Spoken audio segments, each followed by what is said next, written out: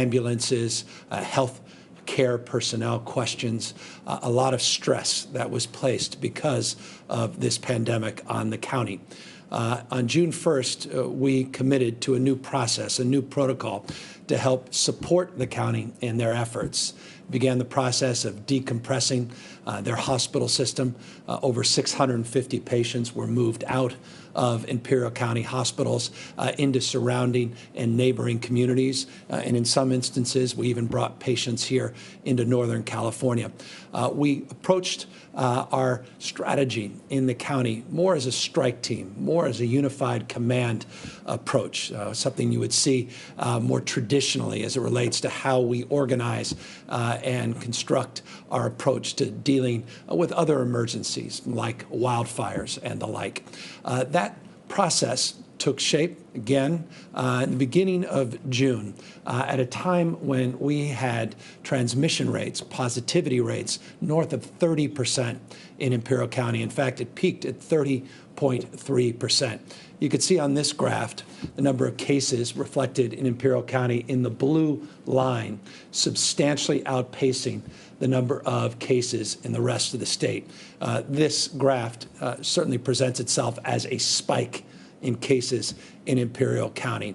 It required a new approach, new strategies, and new accountability structures, and that's exactly what took place. The model now, as we're referring to it, the Imperial model, was all about providing supports, building capacity at the local level, filling in gaps, meeting needs both on personal protective gear, not just personnel, meeting the needs of the hospital system, providing additional supports, new strategies and prevention from PSA campaigns, culturally competent messages that were delivered to individuals as well as businesses and more broadly the community at large, in addition to sectoral closures that we made abundantly clear as it relates to moving forward to address the concerns that were flaring up in certain sectors of the economy in the Valley.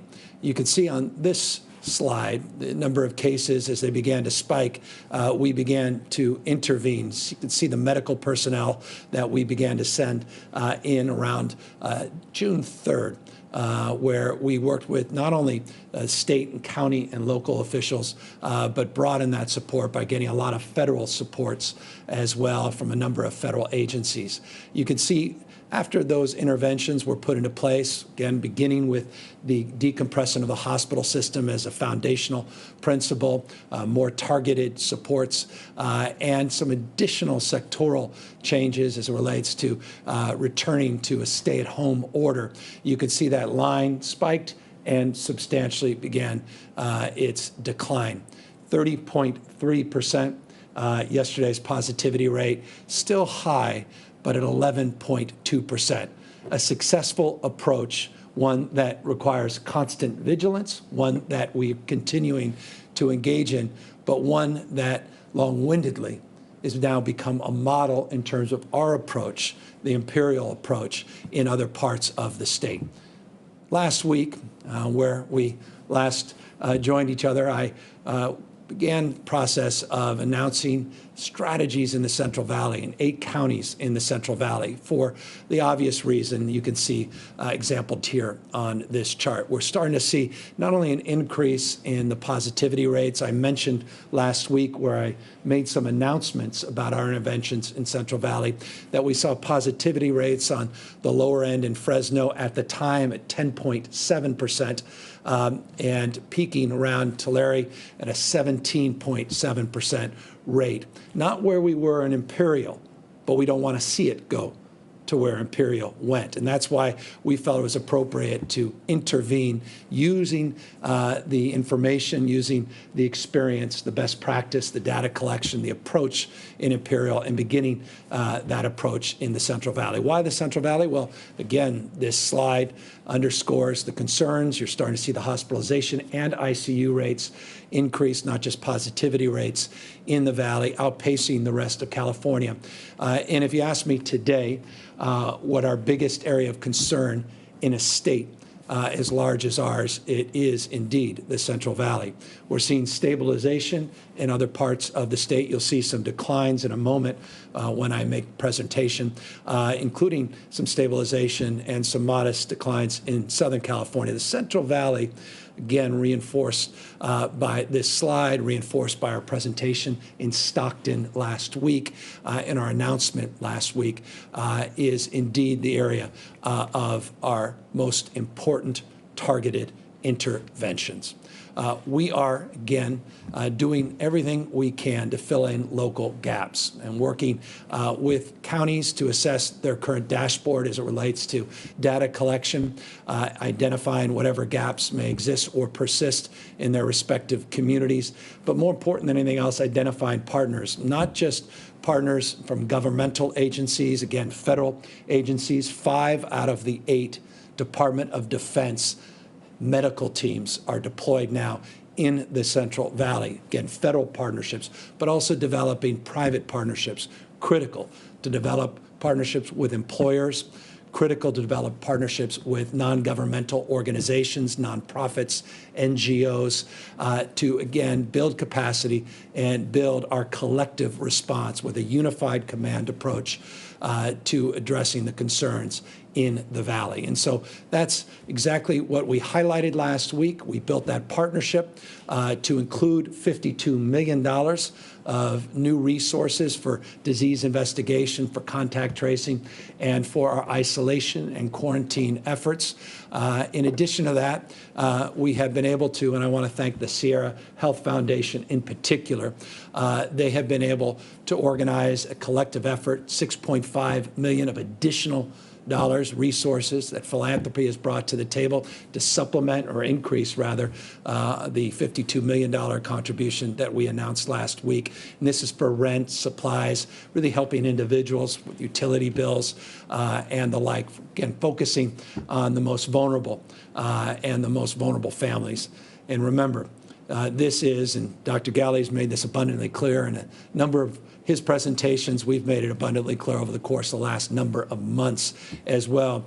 Disproportionately, this disease is impacting our diverse communities, disproportionately impacting the Latino community, disproportionately impacting the community in the Central Valley.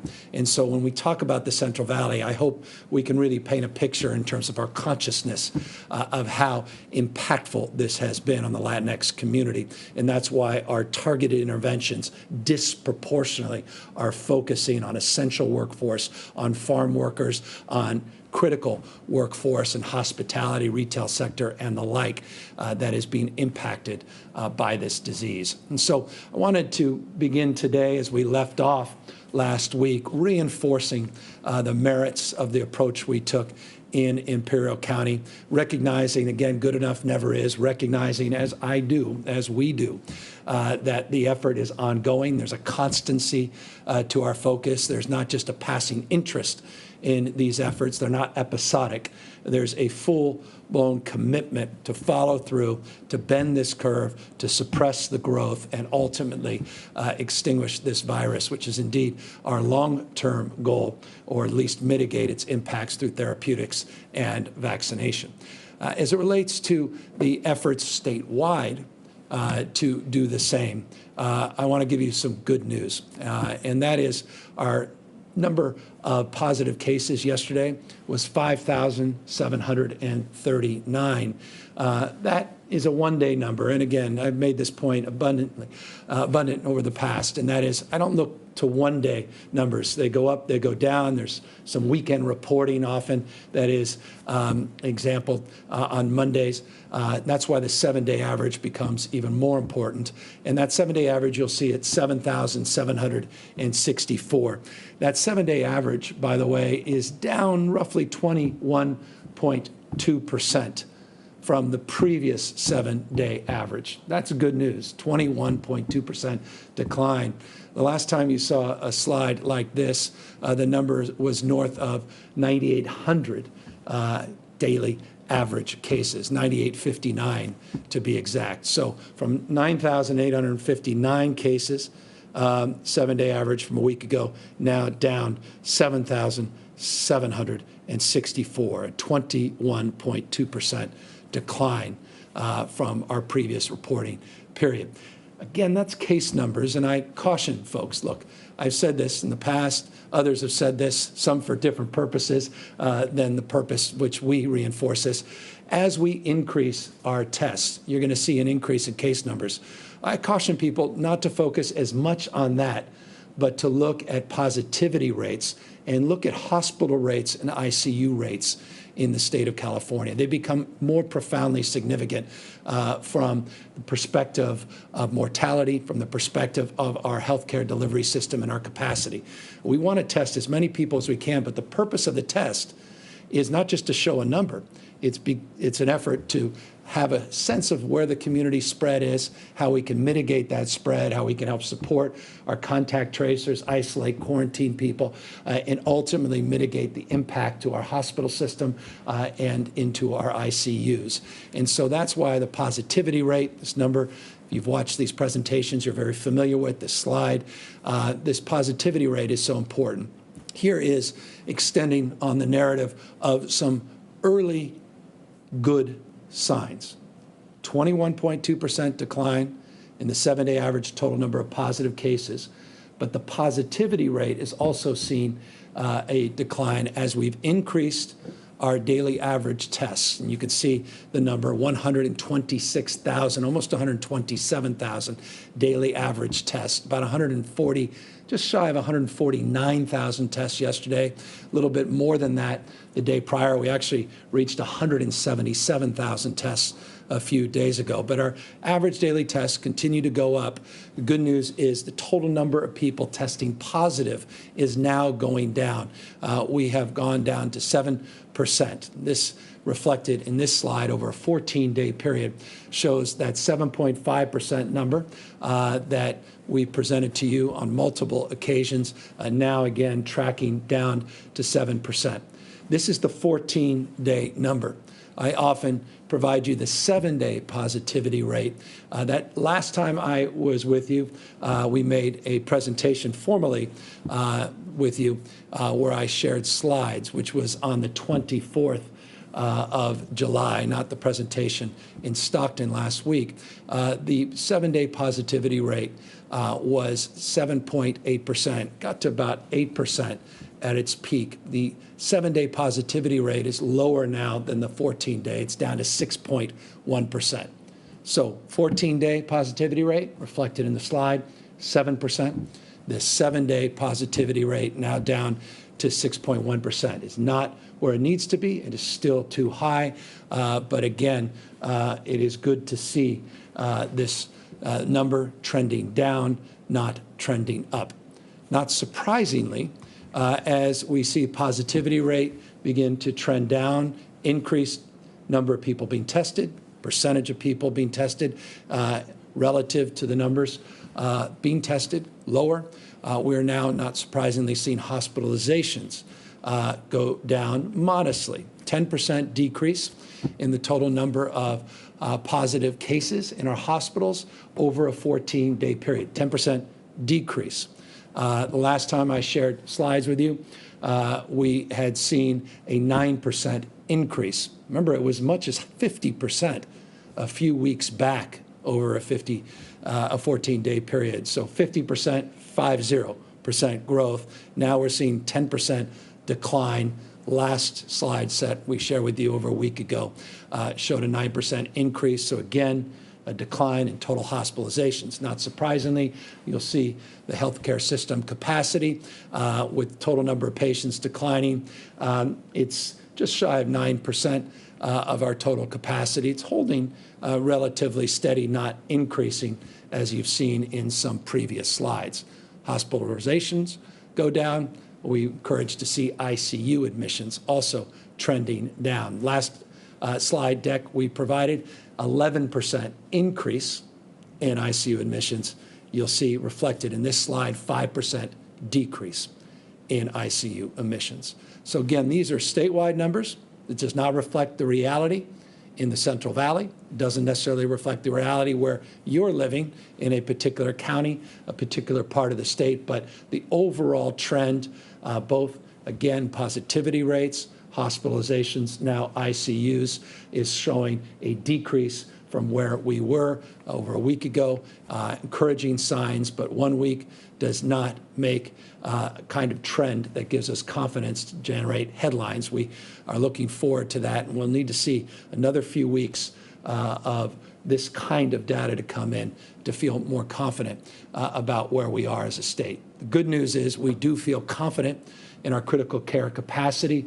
The ICU numbers declining, the total number of ICU patients reflected here in this graph to our capacity dropped modestly from 23% to 9%. Hospitalizations about 9%, but did not decline, still within a percentage point here.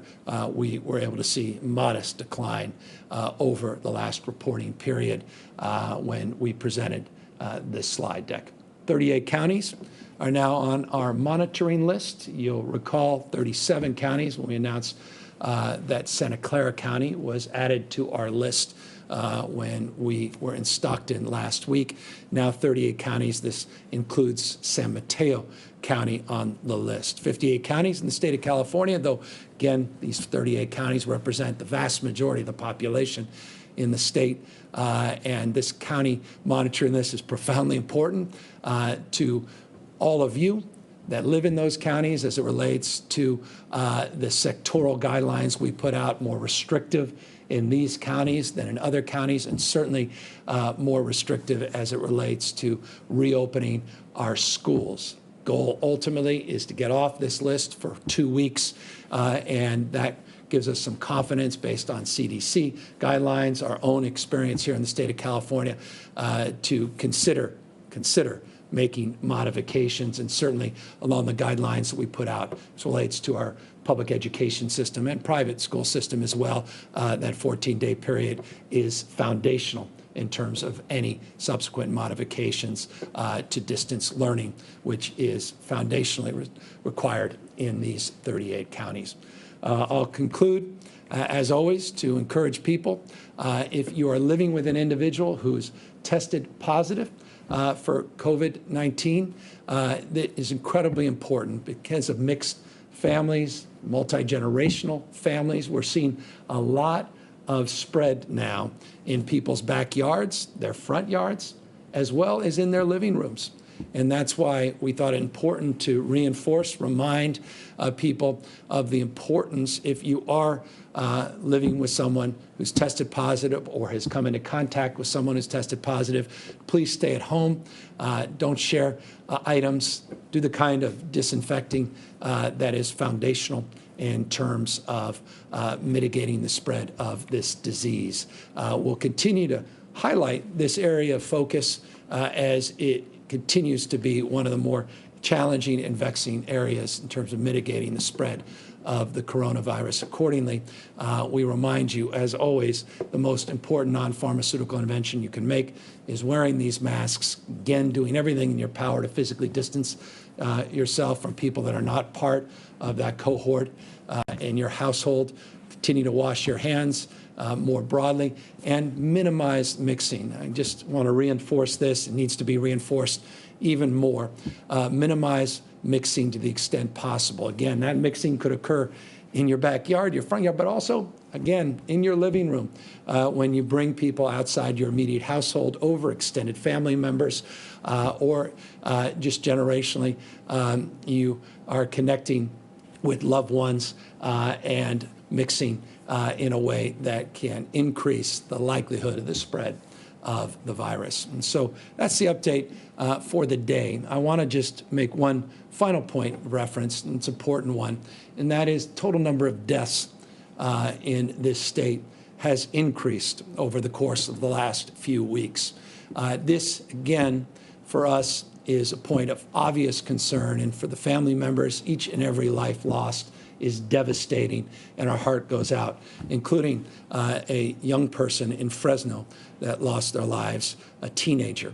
And this is a sober reminder of how deadly this disease is and how it can impact anybody. And while it's absolutely true, and I don't want to be an alarmist, it's absolutely true that number of people that contact this disease that are in their late teens, even early teens, the likelihood of death is very, very low. The reality is we tragically lost a teenager to this virus, and it's just a reminder, a sober reminder of how powerful and impactful and deadly this disease remains to be, and how important it is to do the kind of work we all must do as a society, as a community, and as individuals to do what we can to mitigate that spread, to wear those masks, to physically distance, to avoid the kind of mixing large crowds and outside your immediate household as much as you possibly can. 32 additional lives were lost in our last reporting period yesterday, but I want to just caution you, 32 is a lower number than you've seen in the past. The average number's now well north of 100, and with the increase we've experienced over the last few weeks, the lagging indicator always in terms of the deaths, this number is reflected as a lagging indicator, meaning we're likely to see those numbers remain stubbornly high over the course of the next number of days, potentially next week or so. We're going to monitor that closely. We'll talk openly and honestly as much as we can about it. I don't want you to be misled into feeling some more confidence about that 32 number. Again, look at those 7 and 14-day averages, not just one day over another day. 121 lives on average we've lost a day, as an example, just over the 14-day period as it relates to the deaths associated with COVID-19. So that's an update on where we are. I again want to remind everybody of the importance of targeting our focus and continuing to build capacity and build partnerships. We continue to do that county by county, health director by health director, and business by business. And I would be remiss, I'll just close on this. I want to thank the business community. We've been out, alcohol beverage control, and been out in bars and restaurants, and thousands of in-person visits. OSHA has been out in tens of thousands of visits. And I just want to mark this as a point of consideration and thought. The vast majority of businesses are doing everything in their power, doing their best under these very difficult circumstances. And the vast majority that are not 100% in compliance come into compliance very, very quickly. And I want to just acknowledge that and recognize that perfect rarely is on the menu.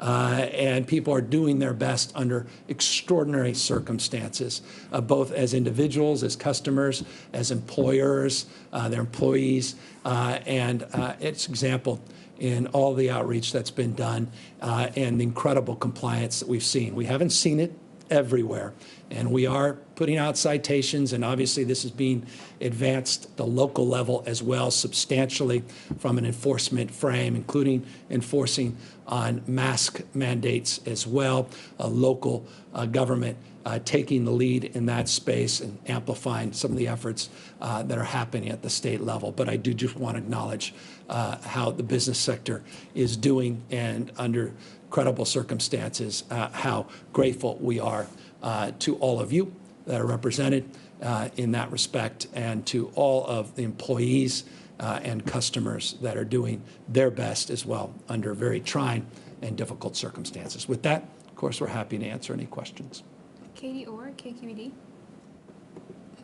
Hi, Governor. Thank you for taking my question. As schools get ready to reopen distance learning, and the vast majority of them, there are some districts that are requiring teachers to actually go into their classroom and teach their distance learning from those schools. That has some teachers upset. They cite safety concerns, also child care issues. What is your take on that? Do you think teachers should be required to go to schools to teach? No, I think that has to be done. First of all, we give a lot of discretion to local, what we call LEAs. These are local education agencies, authorities, and local capacity to make those decisions, but based upon bargaining, based upon working with labor, and making those decisions in a collaborative frame. I don't believe anyone should be forced to put their life and health at risk. Period, full stop. And if people feel their lives are being put at risk and their health is being put at risk, it is incumbent upon us to call that out. We have been working very closely with organized labor. We are very grateful for their support and guidance of a lot of the information that we put out and the formal guidelines that we put out and the announcement we made a few weeks ago as it relates to the upcoming school year. It's been done in the spirit of collaboration and cooperation, and I expect and really demand respectfully that spirit of collaboration and cooperation manifests at the local level and people not be put into harm's way as caregivers, as teachers, as support staff from janitors to bus drivers, as secretaries to maintenance workers, as well, obviously, as our children. Yomara Lopez, Univision Sacramento. Hello, Governor. Some legislators are presenting different bills at the Capitol right now that have to do with protecting the tenants who haven't been able to pay rent because of the pandemic. Assemblymember Hugh, with co-author Senator Durazo, presented a bill that will provide rental and mortgage relief. Are you going to support this bill, or what bills are you going to support to help those who, for a fifth month in a row, won't be able to pay rent? Yeah, Thank you. Thank you. Thank you for the important question. As you know, the Judicial Council has an order that currently expires on August 14th. You may be very familiar, others certainly familiar with the executive orders that I've put out going back many, many months, and the support we provided, the clarification, the guidance we put out to encourage local government to make decisions as it relates to evictions and the like for themselves.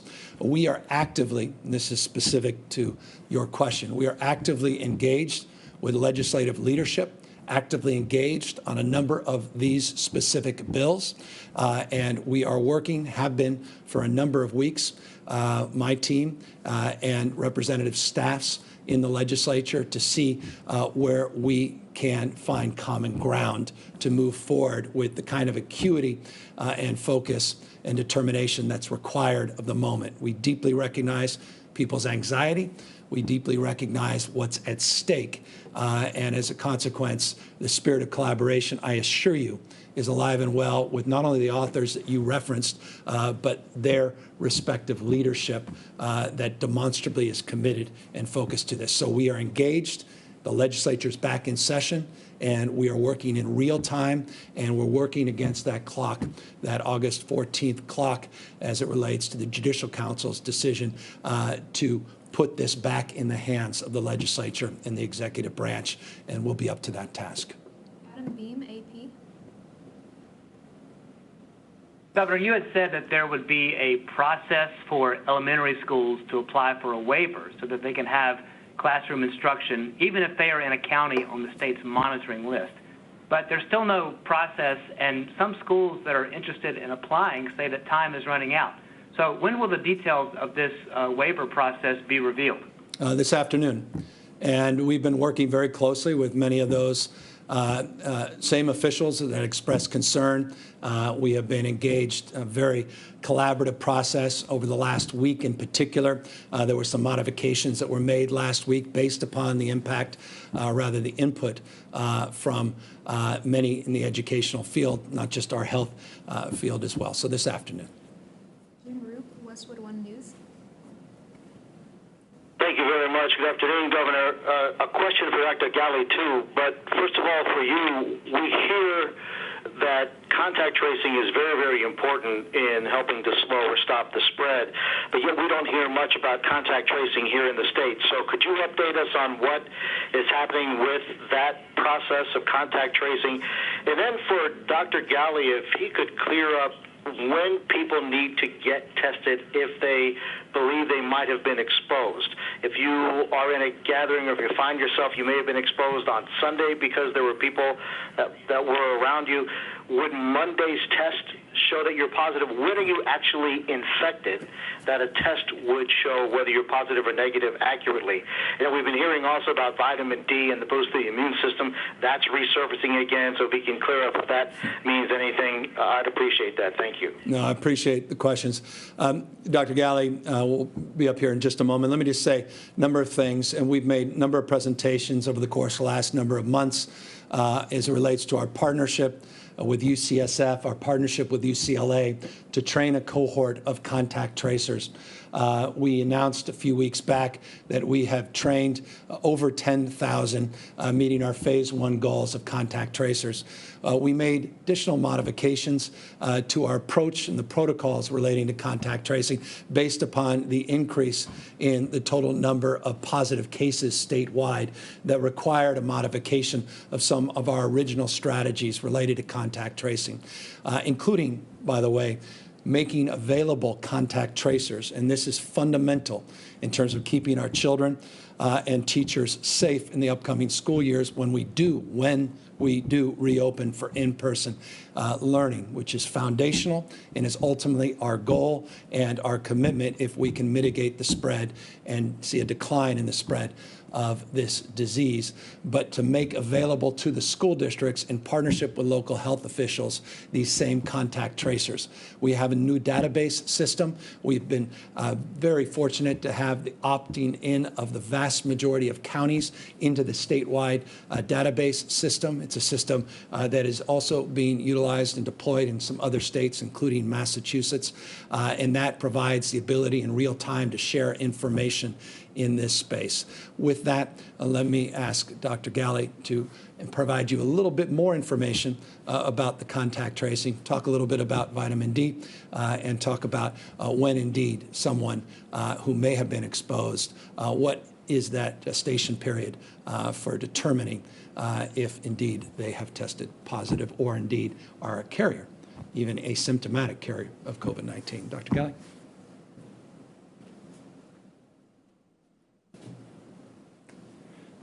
Thank you, Governor.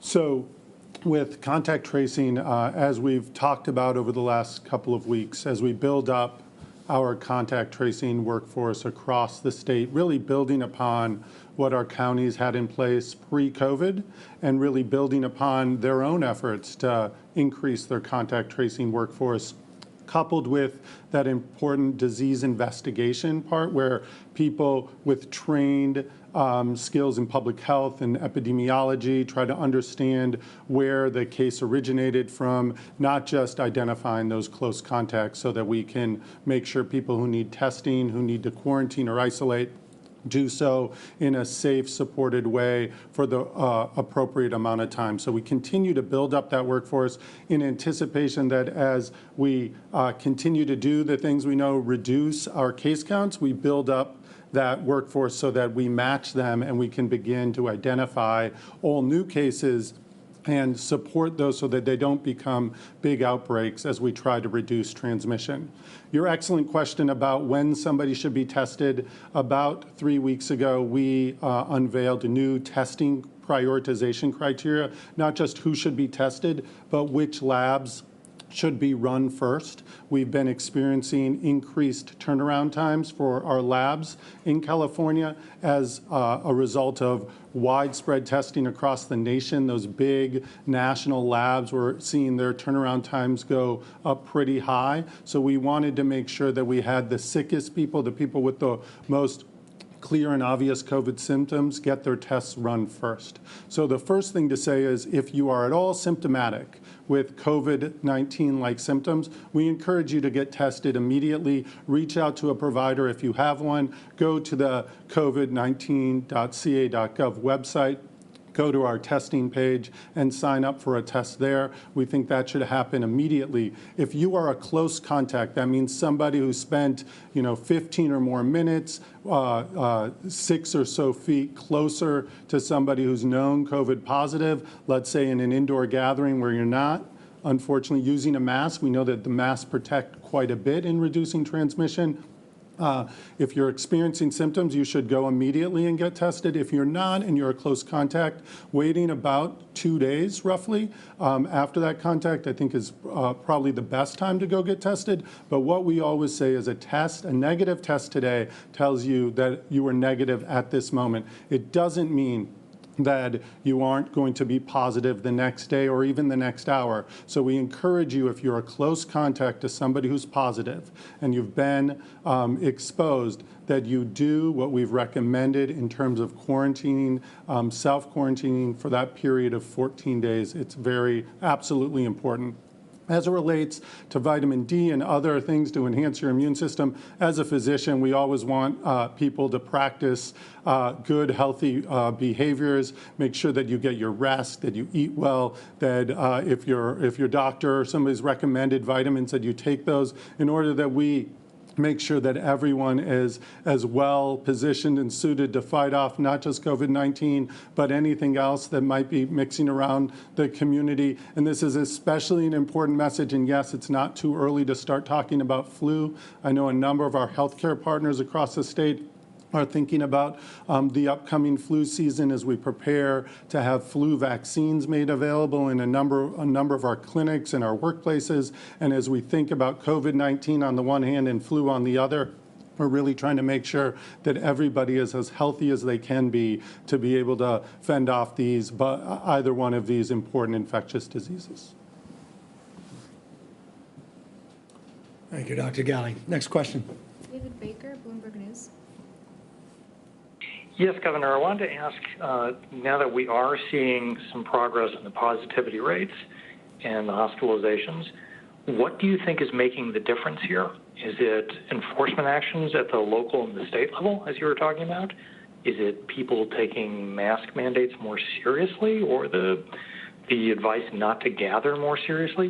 What is helping us out here? Yeah, I think you answered your own question, and I say that with deep respect, because I think it's a good question, an important question. I think it is all of the above, and a growing recognition in a state where we flattened the curve. We never experienced the spikes other parts of the country experience in our own capacity to manifest, meaning our own individual capacity to make better decisions, to physically distance, to wash our hands, to avoid mixing, as well as the modifications. Let's be candid, these sectoral modifications that have been very, very difficult and very trying for small businesses in particular that have just bared a huge brunt of the impact.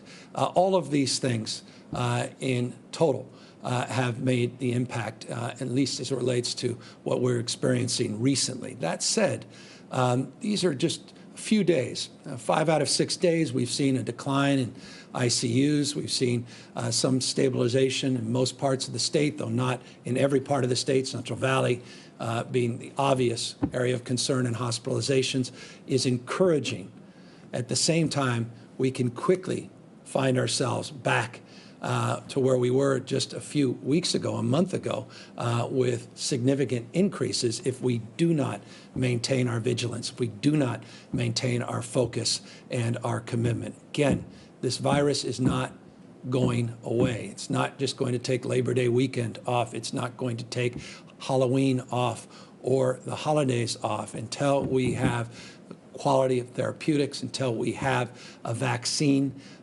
We are going to be living with this virus. And I think if there's any lesson that we've learned from the California experience, while it is true the positivity rates in this state have never manifested as they have in other parts of this country, the reality is our first effort, we made tremendous progress because 40 million strong really met that moment and did everything in their power to mitigate the growth and spread of this virus. As we began to modify our stay-at-home orders, people began to mix, as people began to put down, some cases, put down their mask literally, not just figuratively.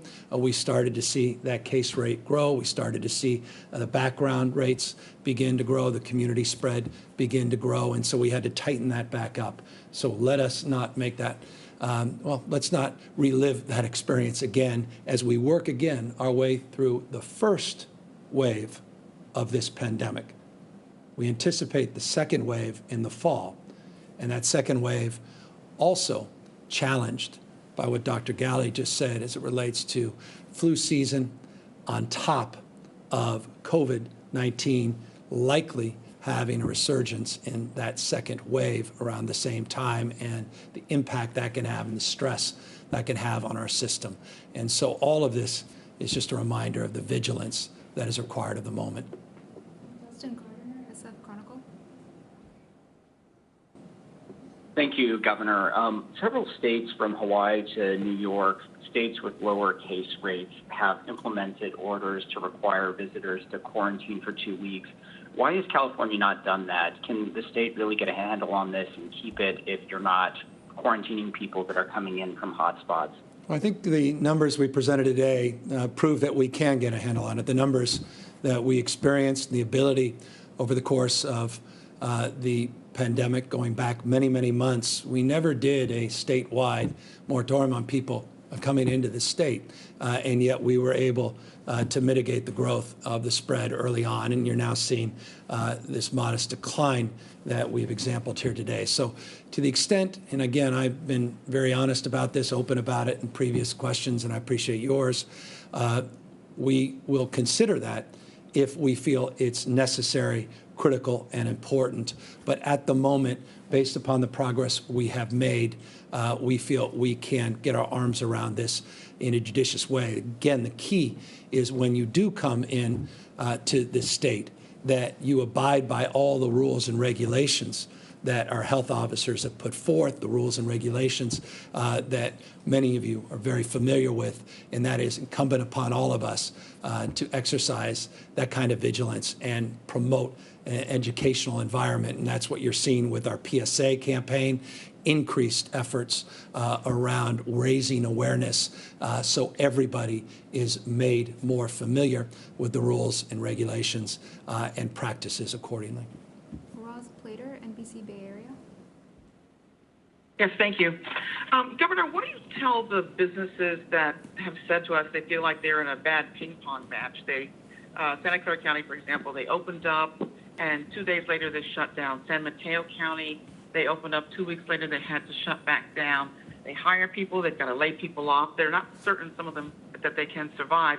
What do you say to those people, and is there any kind of help available to them? Yeah, well, we've provided an account we have in the state of California. We put up tens of millions of dollars for small businesses that otherwise would fall through the cracks on the PPP program, as well as SBA programs that many small businesses avail themselves to. Many others are simply unable to access those resources, and the state, through our iBank, has created a microloan program that we want to not only socialize and make more visible, but make available for those that are working through this incredibly challenging time. And you're absolutely right. Look, I know a thing or two about small business. It's been a point of pride, point of privilege in my life to have started many, many small businesses. I deeply, and I can assure you, deeply appreciate the stress that many of these small business men and women are going through, families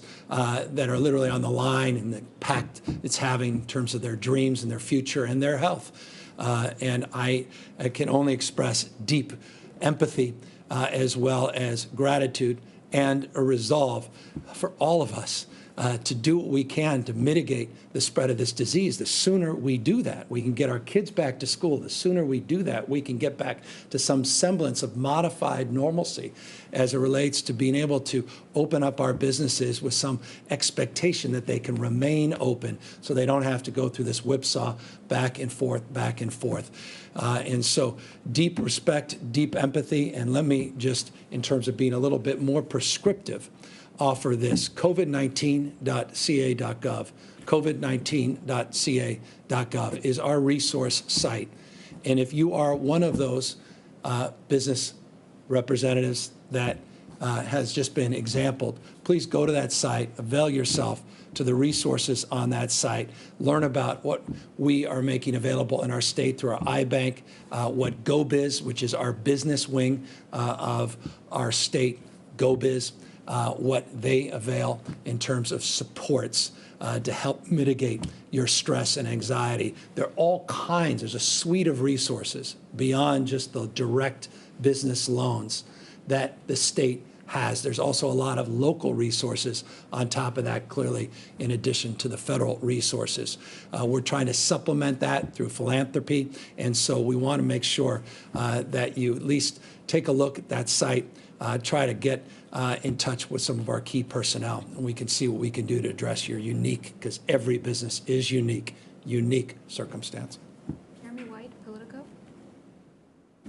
Hey, Governor, as I'm sure you've seen, various interest groups, labor, healthcare, and environmental groups are pushing for a tax on the highest earners. The California Teachers Association among them saying they need more revenue to be able to get back to school safely. I'm curious to know if you would be willing to entertain an increase in taxes on California's top earners, including potentially in a special session. Yeah, right now, as I've said around special sessions, if it's necessary to have a special session, and you reference a special session in terms of revenue, there's been other requests of consideration for special session related to health and other needs. We'll consider a special session for a suite of considerations if that becomes necessary. As it relates to the broader issue, there are many different proposals, many that may be coming to my desk, many that are being negotiated in the legislature, many that may end up on the ballot. As Jeremy, you become familiar with me and perhaps every recent governor, I don't want to necessarily opine on the process in the legislature with hundreds of bills still pending consideration, reconsideration, and are currently being debated, discussed, and negotiated not only among the two houses, but also with the administration. I don't want to get into those details. But as it relates to revenue, we'll have ample opportunity this November to consider a number of things that likely will end up on the November ballot, in addition to a number of legislative proposals, not least of which the one that you just referenced. Final question, Alex Michelson, Fox 11. Thank you, Governor. I'm wondering, in terms of congratulations on the progress that you announced. I know you said we got a long ways to go, but is there a specific measurable that you're looking at to achieve in order to maybe get rid of some of the restrictions we've seen? And more broadly, bigger picture question, California isn't dealing with this in a vacuum. I'm wondering, what are the key lessons you've learned from governors of other states that have done this well and other states that maybe haven't done it as well? Well, we're constantly engaged, and we're really blessed to have a very robust National Governors Association, and it's bipartisanship that has been manifest.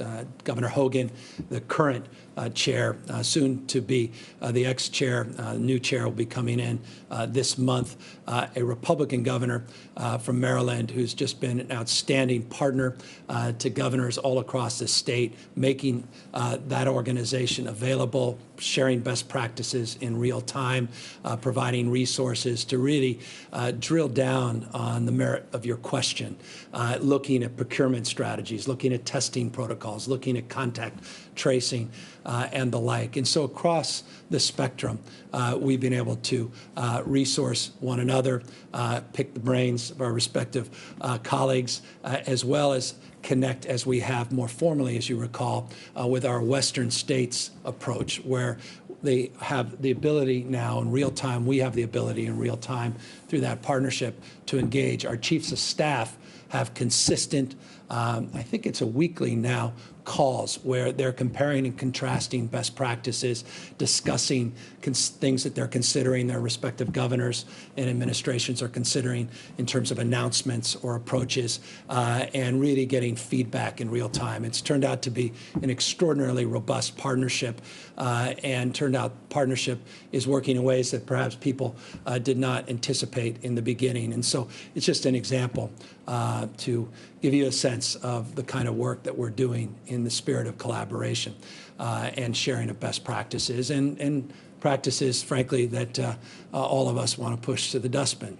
That said, the broader issue around what we're looking for is a consistent decline or consistent stabilization. Now, I caution, we had consistent stabilization in our ICUs and hospitalizations and positivity rates in this state early on in this pandemic. And so it's not just stabilizations we're looking for, is we want to see some market decline, stabilization, and a commensurate effort, which is critical, of education about any modifications, subsequent modifications to our guidance and stay-at-home orders and sectoral strategies.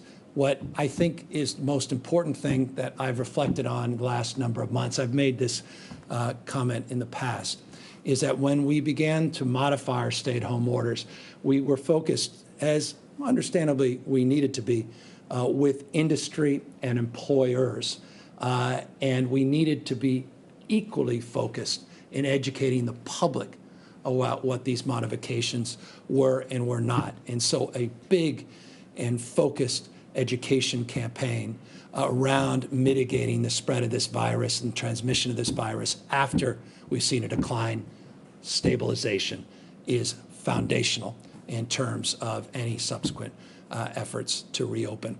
And so that's what we're looking forward to.